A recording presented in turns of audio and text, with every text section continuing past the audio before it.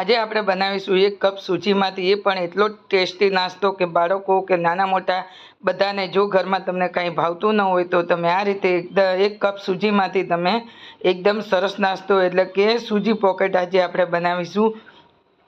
તમે એની સાથે કોઈ પણ નાસ્તો, પપ, સમોસા કે કોઈ પણ તમે ભૂલી જાઓ તેવો આ નાસ્તો સરસ થાય. તો એક આપણે સ્ટફિંગ સાથે આજે બનાવીશું સરસ એવો નાસ્તો. તો અહીંયા આપણે લીધી છે સૂજી લીધી છે, એમાં 1 કપ છાશ લીધી છે અને છાશને આ રીતે આપણે સૂજીને સારી રીતે પલાળી દઈશું.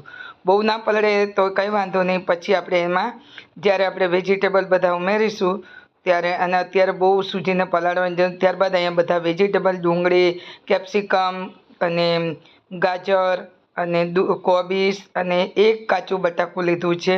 ત્યારબાદ આપણે શું છે કે અંદર સૂજી પોકેટ બનાવવા માટે સ્ટફિંગ તૈયાર કરીશું. આપણે તેલ લીધું છે, રાઈ ઉમેરી છે, જીરું ઉમેર્યું છે અને સાથે હવે આપણે થોડા તલ ઉમેરી દઈશું. અને આ રીતે આપણે હિંગનો પણ વઘાર કરેલો છે.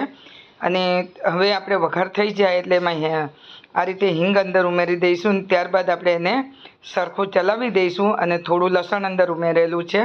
હવે આપણે આ બધું વઘાર થઈ જાય એટલે એમાં પહેલાં તો ડુંગળીને આપણે 1 નંગ ડુંગળી લીધી છે, એને એકદમ ઝીણી સમારી લીધી છે. ત્યારબાદ ડુંગળીને થોડી પહેલાં હલકી આપણે એકદમ થોડી સોતે કરી લઈશું. અને બહુ બધા શાકભાજી છે ને એ આપણે એકદમ વધારે નથી પકાવવાના. શું છે કે એકસાથે વધારે પકાવીશું તો જ્યારે આપણે સ્ટફિંગ બનાવીશું એ સ્ટફિંગ એકદમ લોચો થઈ જતું હોય છે. તો ડુંગળી પણ સરસ આપણી એ થઈ ગઈ છે. હવે આપણે એમાં ઉમેરી દઈશું કોબીસ. એટલે કોબીસ અને ડુંગળી બંનેને આપણે થોડા હલકા હલકા એવા પકાવી લેવાના છે, એટલે એની અંદર થોડું કાચા પણ દૂર થઈ જાય. અને થોડા એવા કાચા એવા આપણે રાખીશું તો સરસ એવું સ્ટફિંગ આપણું તૈયાર થશે. તો ડુંગળી, કોબીસ અને એ બંને આપણા સરસ એવા સોતે થઈ ગયા છે. ત્યારબાદ આપણે ઉમેરી દઈશું ટામેટું અને બધા જ શાક હવે આપણે એમાં ધીમે ધીમે બધા ઉમેરી દેવાના છે.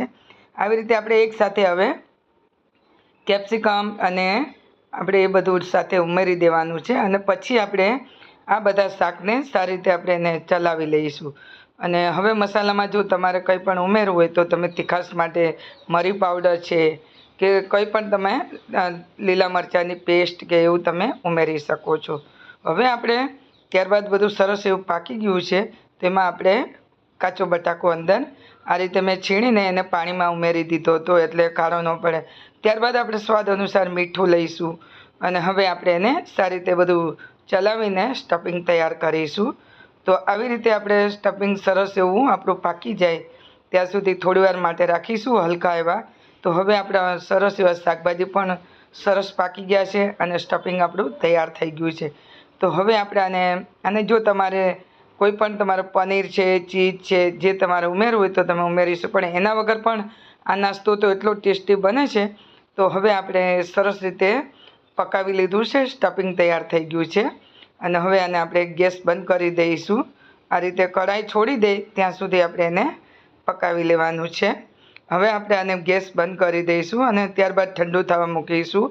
તો હવે ગેસ પરથી ઉતારી લીધું છે. ત્યારબાદ હવે આપણે સૂજીને લઈ લઈશું. સૂજીમાં આપણે થોડું કલર માટે શું છે કે એમાં થોડો 1 ચમચી જેટલો આપણે ચણાનો લોટ ઉમેરીશું. ત્યારબાદ પાણી ઉમેરીશું.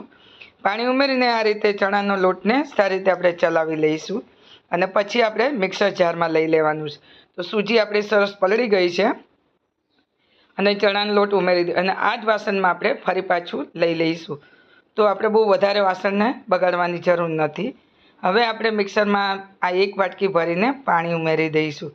ત્યારબાદ આપણે એને પીસી લીધું છે અને પાણી હવે તો આપણે બાઉલને ધોઈને પાછું ઉમેરી દઈશું. તો સ્વાદ અનુસાર મીઠું અંદર આપણે ઉમેરી દીધું છે. કોઈ પણ મસાલાને આપણે વધારે ઉપયોગ નથી કરવાનો. હવે આપણે આ બેટર સારી રીતે આપણે તૈયાર કરી દીધું છે. તો આ રીતે એનું તમારે એકદમ પતલું એવું રાખી દેવું. આવી રીતે જો હું તમને બતાવતા ચમચાથી એકદમ સરસ પડે અને થોડીવાર એને આપણે ચલાવી લઈશું. આવી રીતે બેટર તૈયાર કરવાનું છે. તો ચાલો હવે ત્યારબાદ આપણે શું છે કે આપણે જે બધું વેજીટેબલ લઈ લીધા છે 1 વાટકાની અંદર આ રીતે ચમચી ભરીને આપણે, અને અહીંયા બેટર પણ આપણે સૂજીનું તૈયાર થઈ ગયું છે ને એક લઈ લીધું છે આપણે તવાને બિલકુલ આપણે આ રીતે એને ઓઇલ ફ્રી કરવાનો છે અને બિલકુલ આપણે તેલ નથી ઉમેરવાનું. 1 ચમચો લેતું જવાનું છે અને આ રીતે આપણે એને જે રીતે આપણે ઢોસા પાથરતા હોય એ રીતે પાથરવાનું છે. પણ જો તમારે લંબગોળ કરવું હોય તો લંબગોળ પણ કરી શકો છો. આ રીતે મેં રાઉન્ડ પણ કરેલું છે. હવે આપણે જેટલો ફેલાવીએ એટલો ફેલાવી શકો. એકદમ પાતળી એવી શીટ તૈયાર કરીશું આપણે આ રીતે. અને હવે એને આપણે તરત જ એને આ રીતે ડ્રાય થઈ જાય એટલે આવી રીતે એને ઉતારી લેવાનું છે.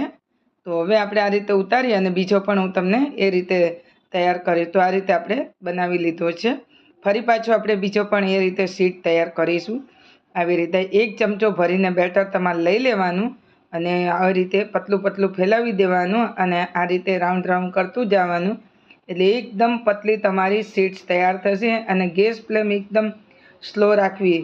એટલે શું આપણે અને આ રીતે ડ્રાય થાય એટલે એને ઉતારી લેવાનું છે. આવી રીતે જોઈ શકો છો. તો હવે આપણે એને નાખી અને તરત ડ્રાય થઈ જાય એટલે એને આપણે આ રીતે પલટી દેવું.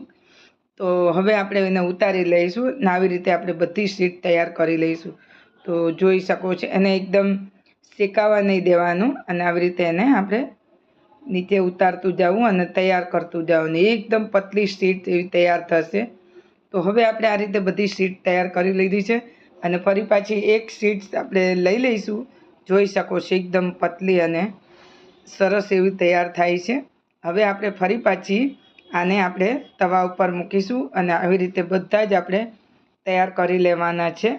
તો મેં અહીંયા અત્યારે 4-5 જેટલી શીટ્સ તૈયાર કરી છે તમે જોઈ શકો છો. અને હવે આપણે એક ઉઠાવીને આ રીતે આપણે પેનમાં મૂકતું રહેવાનું છે. અને પછી જો તમારે કોઈ પણ ચટણી હોય કે ના હોય તો પણ તમે આ રીતે થોડું થોડું લેતું જવું. આપણે જે સ્ટફિંગ બનાવેલું છે એને લઈ અને આ રીતે એને આપણે પલટી દેવાનું છે આવી રીતે. અને પછી ચારે બાજુથી આપણે બંને બાજુથી આ રીતે એનું પોકેટ બનાવી લેવાનું છે.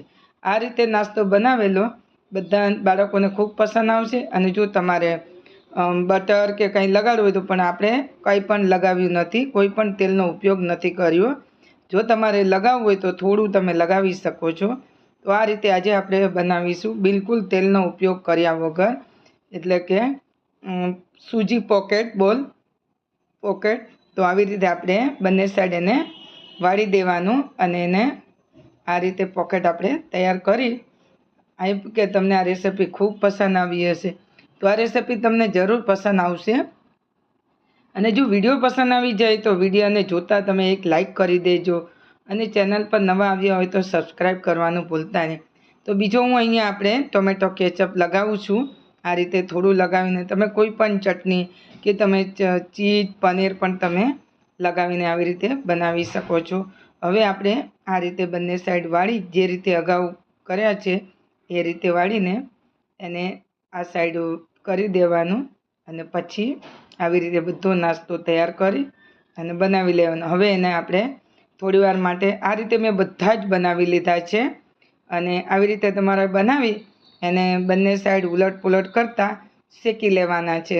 તો જો આ રીતે હવે મેં એને બંને સાઈડ શેકી લઉં છું આવી રીતે. અને ગેસ ફ્લેમ આપણે સ્લો રાખીને એને 1 કે 2 મિનિટ માટે સરસ એવા શેકી લઈશું. તો આવી રીતે સરસ શેકાઈ ગયા છે અને હવે આપણે એને ઉતારી લઈશું અને લઈ લઈશું સર્વિંગ પ્લેટમાં. તમે આને ટોમેટો કેચઅપ સાથે, શેજવાન ચટણી સાથે કે કોપરાની ચટણી સાથે પણ તમે આને ખાઈ શકો છો. તો તૈયાર છે આપણા સૂજી પોકેટ. તો આવી રીતે તમે આ નાસ્તાને તૈયાર કરશો અને બાળકોને લંચ બોક્સ ટિફિનમાં આપી એને સર્વ કરી શકો છો. તો તૈયાર છે આપણા સૂજી પોકેટ. રેસીપી પસંદ આવે લાઈક કરજો.